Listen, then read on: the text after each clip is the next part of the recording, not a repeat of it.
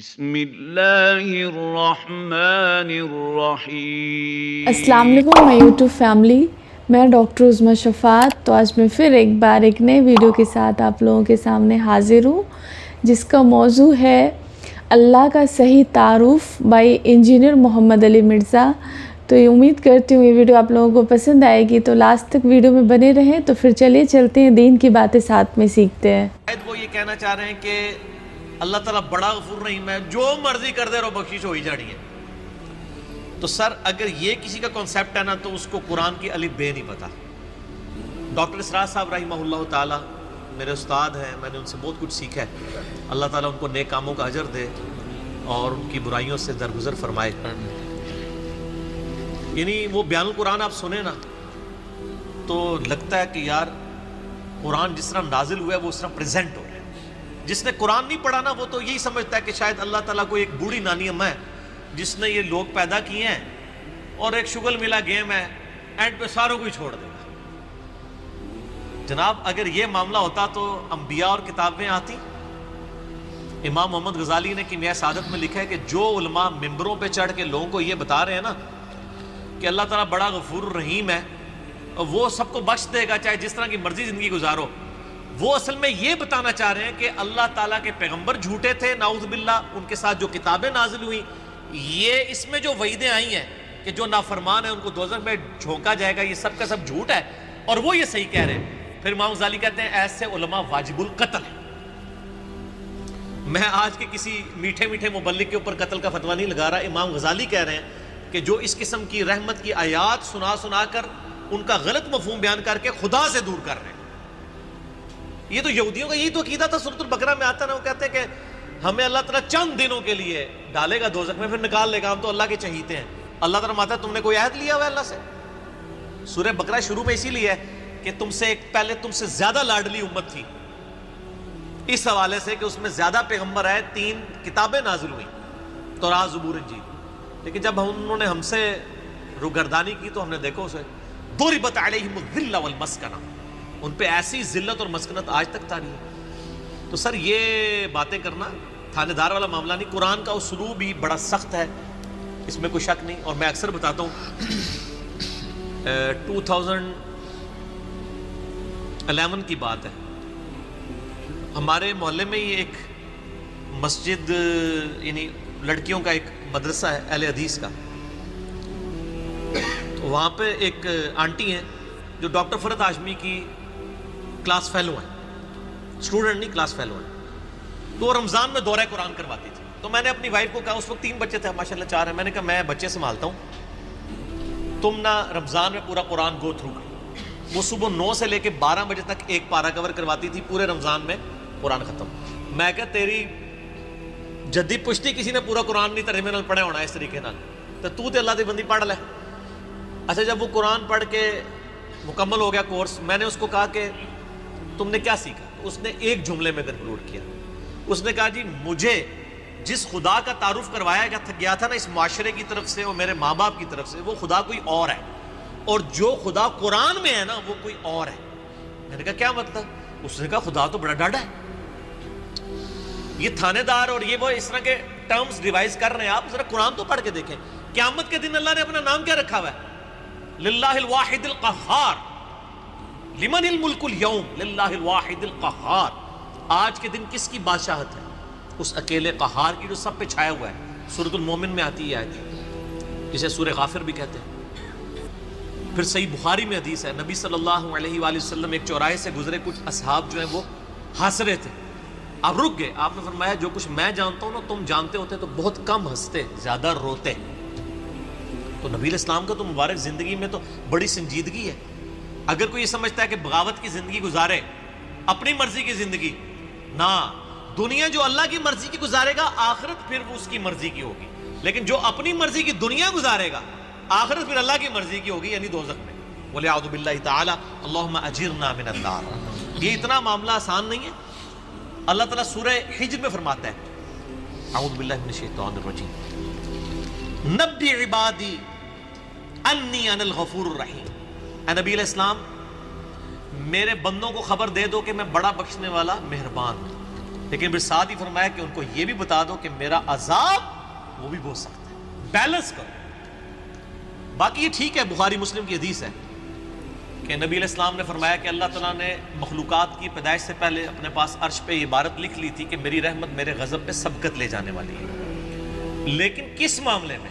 باغیوں کے لیے نہ، ان لوگوں کے لیے جو پوری ایفرٹ پٹ کریں پھر بھی ان سے معاملات سیدھے نہ ہوں، اللہ کی طرف رجوع لائیں. قرآن میں کہیں یہ نہیں ہے کہ ڈٹ کے گناہ کرو، باغی بنے رہو میں توبہ قبول کروں گا. قرآن میں ہمیشہ آیا ہے کہ آپ غلطی کر بیٹھو، اللہ کی طرف رجوع لاؤ، اس کے بعد اپنی اصلاح کرو، اللہ تعالیٰ کو بخشنے والا مہربان پاؤ. اسی پہ میرا مسئلہ نمبر 18 ہے، گناہ کبیرہ اور توبہ کا بیان، اور وہ آیت نمبر بھی 17 اور 18 ہی ہے سورۃ النساء کی. میں وہ پڑھ بھی دیتا ہوں. اعوذ باللہ من الشیطان الرجیم، بسم اللہ الرحمن الرحیم. انما التوبۃ علی اللہ، اللہ کے ذمہ ہے ان لوگوں کی توبہ قبول کرنا. کن لوگوں کی توبہ؟ للذین یعملون السوء بجہالۃ، جو گناہ کر بیٹھے جہالت میں، انجانے میں ان سے غلطی ہو جائے، گناہ ہو جائے. ثم یتوبون من قریب، اس کے بعد فوراً توبہ کر لے کہ یا اللہ غلطی ہو گئی. کو فجر کے بعد لیٹ اٹھا کہ یا اللہ معاف کر دے، کوشش تھی، الارم نہیں سن سکا، میں ابھی پڑھتا ہوں مجھے معاف کر دے. اس طرح کا تو جو پڑھے ہی نہ، اوکے جی اللہ تعالیٰ نے کہا میں بڑا غفور رحیم ہوں. پورے قرآن میں میرا چیلنج ہے طارق جمیل صاحب کو بھی، میں ان کی بڑی عزت کرتا ہوں، بلکہ سب زیادہ میں نے ان کا دفاع کیا ہے جب ان کے خلاف ناسبیوں نے بھونکنا شروع کیا ہے. میں ان سے بڑی محبت کرتا ہوں، میں ایسٹ سمجھتا ہوں امت کے لیے. لیکن میں طارق جمیل صاحب سے پوچھتا ہوں پورے قرآن میں کہاں لکھا ہے کہ باغی رہو تو میں معاف کروں گا؟ قرآن تو کہہ رہا ہے اللہ کے ذمہ ان لوگوں کی توبہ کا قبول کرنا ہے جو جہالت میں گناہ کر بیٹھے. ثم یتوبون من قریب، اس کے بعد فوراً توبہ کر لیں. فاولئک یتوب اللہ علیہم، پس ایسوں کی توبہ ہے اللہ فرماتا ہے میرے ذمہ. وکان اللہ علیما حکیما، اور اللہ تعالیٰ علم والا اور حکمت والا ہے. علم ہے اس کے پاس لیکن اس کی حکمت ہے، ڈھیل دیتا ہے کہ چلو توبہ کر لیں. اور اگلی آیت وَلَيْسَتِ التَّوْبَةُ، اور اس کی تو کوئی توبہ قبول نہیں ہوگی. یہ میں نہیں کہہ رہا ہوں طارق جمیل صاحب، یہ اللہ کہہ رہا ہے. لِلَّذِينَ يَعْمَلُونَ السَّيِّئَاتِ، جو کہ گناہ کرتا ہے، حَتَّى إِذَا حَضَرَ أَحَدَهُمُ الْمَوْتِ، یہاں تک کہ جب اس کی موت کا وقت آ جاتا ہے، قَالَ إِنِّي تُبْتُ الْآن، وہ کہتا ہے یا اللہ میں اب توبہ کرتا ہوں. وَلَلَّذِينَ يَمُوتُونَ وَهُمْ كُفَّارٌ، اور نہ ہی ان کی توبہ قبول ہوگی جو کفر کی حالت میں مرے. یعنی وہ پہلے مسلمانوں کا ذکر ہو رہا ہے، کافروں کو اللہ نے الگ کر دیا. یعنی ایسے مسلمان جو موت کے وقت توبہ کریں ان کی بھی توبہ قبول نہیں اور کافروں کی بھی. اولئک اعتدنا لهم عذابا الیما، ایسے لوگوں کے لیے ہم نے دردناک عذاب تیار کر رکھا ہے. اللہم اجرنا من النار، اللہم اجرنا من النار، اللہم اجرنا من النار. اللہم من احییتہ منا فاحیہ علی الاسلام ومن توفیتہ منا فتوفہ علی الایمان. تو یہ تو دیکھ لیں، یہ تو قرآن کی ڈاکٹرائن ہے. آپ اس کو تھانے داری والی معاملہ کہہ رہے ہیں اور یہ کر رہے ہیں. باقی ٹھیک ہے کہ اگر ایک بندہ گناہگار ہے آپ اس کو یہ کہیں کہ توبہ کر کے اللہ کی طرف آؤ. وہ 99 قتل والا واقعہ بھی ہے نا بخاری مسلم میں. ہم نہیں کہہ رہے مایوسی پیدا کریں، لیکن ہم کہہ رہے خام خواہ لوگوں کو امیدیں بھی نہ دلائیں. اور جو سیدنا علی کا قول ہے کہ انسان سویا ہوا ہے جیسے ہی مرے گا جاگ اٹھے گا، اوہ یہ کیا ہو گیا، اینا نہ ہو جائے، کام نہ پا دو. ڈرانے میں ہی عافیت ہے نا. اور آپ کا ڈر کا غلبہ ہی ہوگا تو تب آپ گناہوں سے بچیں گے، صرف خوشخبریوں سے نہیں بچیں گے. ٹھیک ہے، میں آپ سے کہتا ہوں اگر دنیا میں یہ آفر کی جائے اللہ کی طرف سے کہ جو مرضی یاشی کرو عذاب کوئی نہیں ہوگا لیکن جنت نہیں ملے گی، سارے کہنے کے جنت ہی کئی لوڑ آتی ہے جنت بنا لینا. پریکٹیکل چیک کر لیں. اور اس کے بدلے میں اگر یہ بات کی جائے کہ جی آپ دنیا میں اللہ کی تابع فرمان بن کے رہو، ادروائز آپ کو دوزخ میں جھونک دیا جائے گا، کوئی بچت نہیں ہوگی، تبھی لوگ اللہ کی طرف آئیں گے. آپ اگر یہ بھی لالچ لوگوں کو دیں کہ نیک عمل کرو گے تو جنت ملے گی، برے عمل کرو گے تو کچھ نہیں ہوگا، کوئی نہیں کرے گا جب تک آپ ڈر نہیں. اور یہ نیک بندوں کی اللہ نے نشانی بتائی ہے. وہ دعا کرتے ہیں ربنا اصرف عنا عذاب جہنم ان عذابها کان غراما. سورۃ الفرقان میں جو مسئلہ 120 ہے اہل ایمان کی 12 خصوصیات، میں نے پورا لیکچر ریکارڈ کروایا ہے. ایک خصوصیت یہ کہ وہ دعا کرتے ہیں اے اللہ ہم سے دوزخ کا عذاب پھیر دے، وہ تو ہمارے گلے کا پھندا بن چکا ہے، لٹکتی تلوار ہے. اہل ایمان تو ہر وقت ڈرتے رہتے ہیں. اللہم اجرنی من النار کیوں وظیفہ تعلیم کیا گیا ہے. جامعہ ترمذی میں حدیث ہے سیدنا عثمان جن کو 3 دفعہ جنت کی بشارت ملی ہے، جب قبرستان جاتے تھے اتنا روتے تھے کہ داڑھی آنسوؤں سے تر ہو جاتی تھی. لوگ کہتے تھے یہ کیا؟ تو انہوں نے کہا میں نے نبی علیہ السلام سے خود سنا ہے کہ قبر آخرت کی منزلوں میں سے پہلی منزل ہے. جس کی یہ منزل کامیاب ہوئی اس کی اگلی آسان ہوتی چلی جائے گی، اور جو اس میں پھنس گیا اس کی اگلی مشکل در مشکل ہوگی. تو حضرت عثمان کو سمجھ آ گئی تھی یہ تھانے داری والا کنسیپٹ جو آپ نے اس کو نام دیا. ہم تو تھانے داری نہیں کہتے، ظاہر ہے خدا نے دنیا بنائی ہے اور وہ اسٹیبلش کرنا چاہتا ہے کہ لوگ میرے تابع فرمان ہو. گنڈا گردی کرنے کے لیے تو اس نے دنیا نہیں بنائی ہے. تو یہ بڑا کریٹیکل ایشو ہے، اور اس معاملے میں نا مجھے بڑا دکھ ہوتا ہے اس قسم کے واعظین سے. وہ اللہ تعالیٰ کی رحمت کی آڑ میں لوگوں کو اس طرف مائل کر دیتے ہیں کہ وہ الٹا جنہوں کہتے ہیں نا کہ وہ گاٹے فٹ ہونے والی تعلیمات ہو جاتی ہیں. اس سے لوگ پھر نیگیٹو رزلٹ نکالتے ہیں. آپ بیلنس بیان کریں. ہم کبھی نہیں کہتے کہ آپ جو ہے نا وہ اس قسم کی باتیں بیان کریں کہ جس کی وجہ سے لوگ اللہ تعالیٰ سے متنفر ہوں.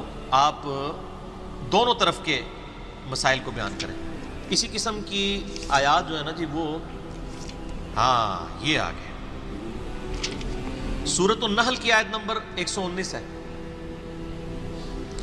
ثم ان ربک للذین عملوا السوء بجہالۃ، پھر اس کے بعد تمہارا رب ان لوگوں کے بارے میں جو جہالت میں گناہ کر بیٹھے، جو لوگ ثم تابوا اس کے بعد وہ توبہ کر لیں، من بعد ذالک گناہ کرنے کے بعد، واصلحوا اور اپنی اصلاح کر لیں، ان ربک من بعدھا لغفور رحیم، بے شک اللہ تعالیٰ اس کے بعد ضرور غفور رحیم ہے. کس کے بعد؟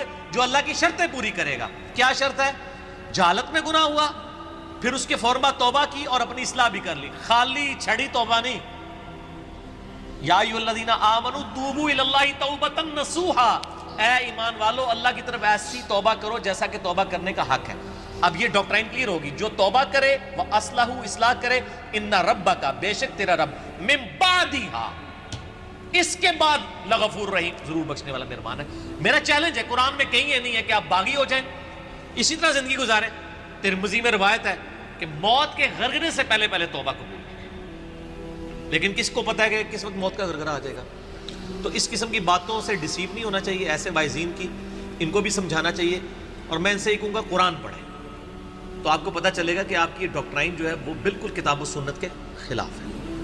تو ماشاءاللہ سے ویڈیو بہت ہی خوبصورت تھی. اس ویڈیو میں بہت ہی اچھے سے مرزا صاحب نے ایکسپلین کیا کہ اللہ کا صحیح تعارف کیا ہے. بہت سارے لوگوں کو لگتا ہے کہ ہم برے چیز بھی کرتے رہیں گے تو پھر وہاں جا کے اللہ ہمیں معاف کر دیں گے، مرنے کے بعد ہمیں سب کو جنت مل جائے گی. لیکن ایسا بھی نہیں ہے. آپ اگر قرآن میں ہے کہ بتایا گیا ہے کہ اگر آپ کوئی بھی گناہ اگر جہالت میں آ کر کرتے ہو، آپ اس چیز کو نہیں جانتے اس گناہ کے بارے میں کہ وہ اس کا کیا گناہ ہے اور وہ کر جاتے ہو، تو پھر اگر آپ اللہ سے معافی مانگتے ہو تو وہ انشاءاللہ اللہ اس چیز کے لیے معاف کر دیتے ہیں. لیکن ایسے ہی کہ نہیں اور ہم گناہ کرے جا رہے ہیں اور اس کے بارے میں ہم کو علم بھی ہے کہ اس کا یہ سزا ہوگا وہاں جا کر، تو پھر اس چیز کی کوئی معافی نہیں ہے.